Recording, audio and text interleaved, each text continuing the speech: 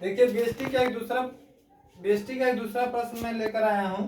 संदेश वाहन की विधियों को संक्षेप में वर्णन करिए। भी एक महत्वपूर्ण प्रश्न है जो विशेषकर एग्जाम में आया जाया करता है। ठीक है, इसको जरा ध्यान दीजिए। संदेश वाहन विधियां देखिए, संदेश का मतलब होता है किसी भी खबर को या किसी भी बात को चर्चा करना। तो ये तीन ही तरह से हम लोग कर सकते हैं, एक मौखिक, दूसरा लिखित और तीसरा सांकेतिक।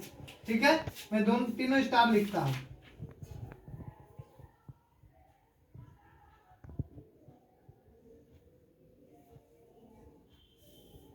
दूसरा होगा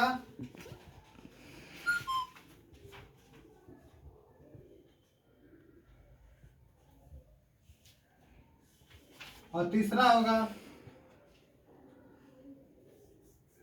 सांकेतिक संदेश। देखिए ये तीन बिंदु ही है, तीनों को मैं एक उदाहरण के साथ समझा देता हूँ, आप समझिए। मौखिक संदेशवाहन वह विधि है जिसमें किसी प्रकार के इंक, स्याही, पेपर का कोई रोल नहीं होता, मतलब कोई इसका उपयोग नहीं होता। मौखिक संदेशवाहन विधि में किसी प्रकार का लिखित यानी पेपर, इंक का कोई प्रयोग नहीं होता। इसमें दो व्यक्तियों के बीच में आपसी वार्तालाप मौखिक रूप से किए जाते हैं, जिसका कोई भविष्य में कोई प्रमाण नहीं होता। यदि कल को बोल कर पलट जाए तो उसका कोई आपके पास लिखित प्रमाण नहीं है कि वो उसने ऐसा बोला था। इसलिए मौखिक संदेशवाहन विशेषकर आम लोगों द्वारा वार्तालाप, बातचीत में किया जाता है। ठीक ना, सामाजिक तौर पर मौखिक संदेशवाहन का प्रयोग लोगों द्वारा बातचीत और किसी भी कार्य को करने में जिसमें लिखित, इंक, पेपर वगैरह का प्रयोग ना किया जाए उसे मौखिक संदेशवाहन कहते हैं। इसमें यह सामाजिक तौर पर प्रयोग किए जाते हैं।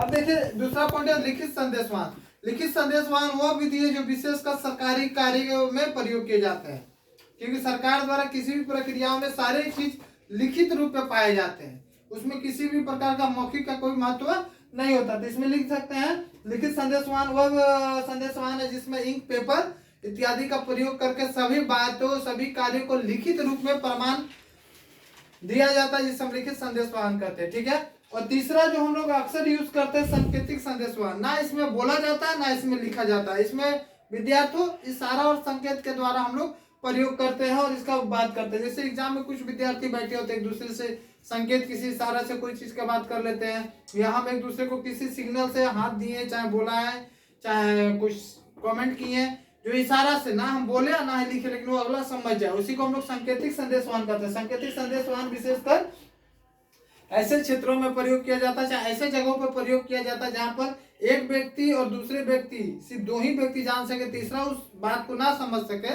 ऐसे जगहों पर हम सांकेतिक संदेशवाहन प्रक्रिया का प्रयोग करते हैं। ठीक है स्टूडेंट, मौखिक में बिना इंक, पेपर, स्याही हो जाएगा।